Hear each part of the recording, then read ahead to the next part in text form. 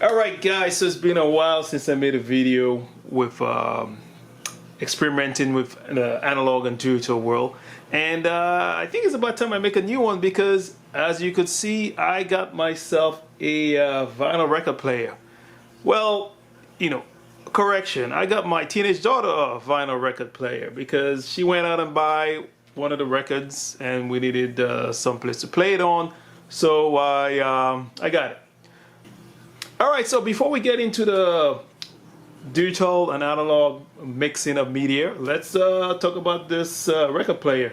So I got this off Amazon for roughly, I believe, around $200 US. It's a MySonic fully automated player. It's very good if if you're someone who just want to put a record in, press a button, and have it play from start to end. So it's it's perfect for that. Now I can't comment on how great the audio quality is of this versus a better record player. It sounds fine to me, and more importantly, my daughter has no issues with it. So some of the quick features this has, it again fully automatic, does have built-in speakers, or you could stream to your own better Bluetooth speakers, or you could also use your phone and play music through these tiny speakers it has. But again, for me this was just, she wanted it, we got it, which brings me to what I really want to talk about is how can I use my CassetteFlow system with it. So the first challenge is obviously you need to get time-coded data onto a vinyl record, and I had two options. So first option I looked at was these control records they're using this DVS system. So briefly, DVS systems are essentially what most DJs use these days. So if you see a DJ's with turntables, the music is not being played through analog records. All that's there is a record that has time-coded data on it, and that controls the playback through of MP3s or FLAC files on the laptop. So and they've been using this for over 10 years already, so there's nothing new on there. However, I unfortunately couldn't just buy one of these time-coded records and use for my own purposes, because number one, I'd have to figure out or reverse engineer the data coming from the disk and get it into all this code I've already developed, and it would be quite a tedious effort.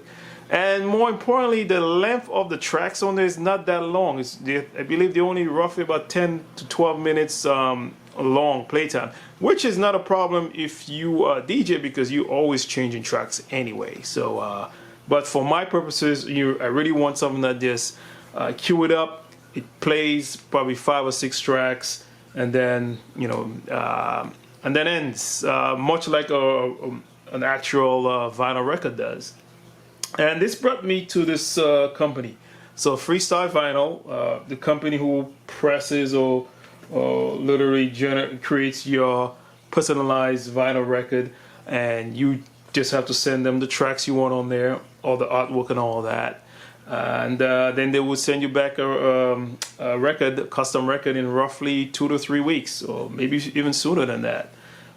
The way the record was created was essentially I just send them a 22-minute file of the FSK encoded data, and you could see on the record of that, and it turned out pretty well. They did a really good job of encoding the data tracks on there, and I did run error checking against it, and there are literally no errors on it. And again, this is not a very high-end record player, so it works well.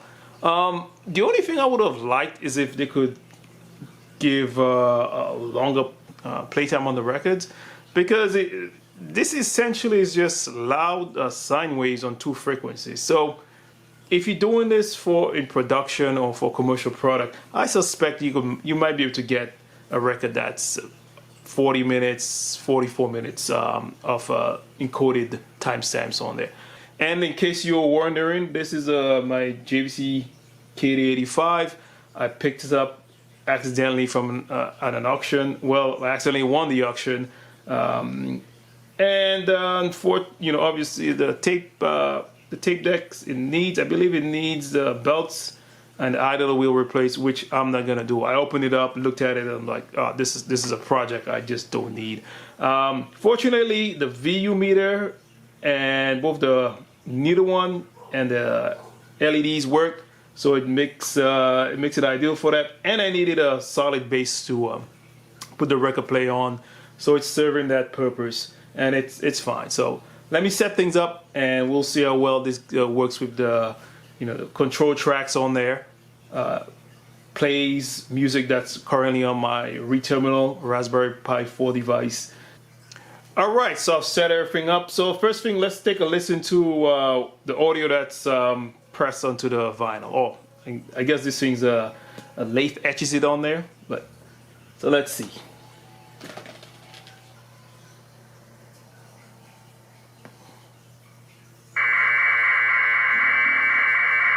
So you can clearly hear the modem, 90s modem type sound coming from there. Obviously it doesn't sound anything like music. So let's lower this all the way down, and let's start decoding that data and pulling it into the Raspberry Pi, and then the Raspberry Pi will use the timecode data to play back whichever song is tied to that time.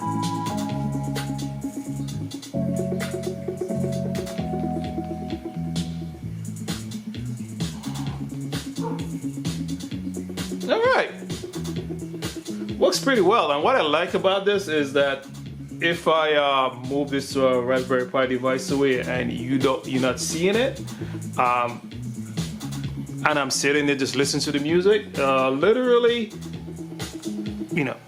I can't really tell if it's an actual analog vinyl or it's just their MP3s or FLAC being played back.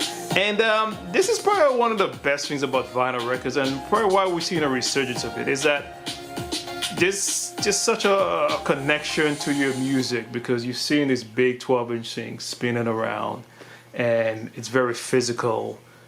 You could really appreciate it, and then you get into music. So I could play any music that's in my MP3 FLAC file collection, and also on Spotify, because this system would allow you to control the playback of Spotify music as well as some YouTube tracks. So yeah, it's an interesting system to experiment with.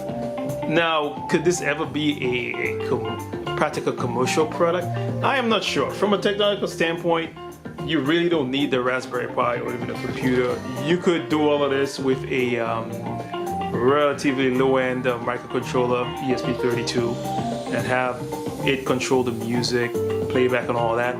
Or more fancy is just to have a little microcontroller device that just streams the timecode data to your phone, and then all the audio is going to be played by your phone, either MP3 FLAC files or Spotify streaming or YouTube streaming. So it is possible, and it wouldn't be that expensive to develop a commercial product like that.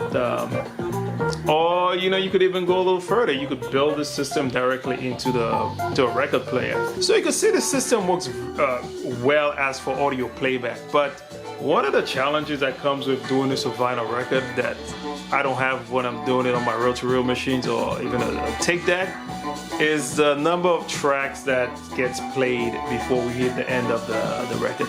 So typically that's roughly about 5 or 6.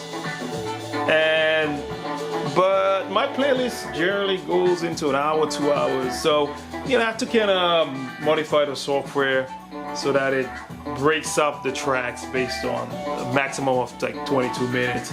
And then it will wait for me to, reset it or, flip it around and then start again. But it's not a big deal. If you were playing actual records, you would have to do the same thing anyway. So from that standpoint, a little bit of adjusting. Okay, so that's it for today, guys. If you have any questions, just leave it in the comments. Definitely something I'll probably try to do a little bit more work on and streamline the whole process, and maybe even develop a phone app so that all I have to do is get the streaming data from the record, send it to my phone, and all the playback controls, track selection will be done on my phone.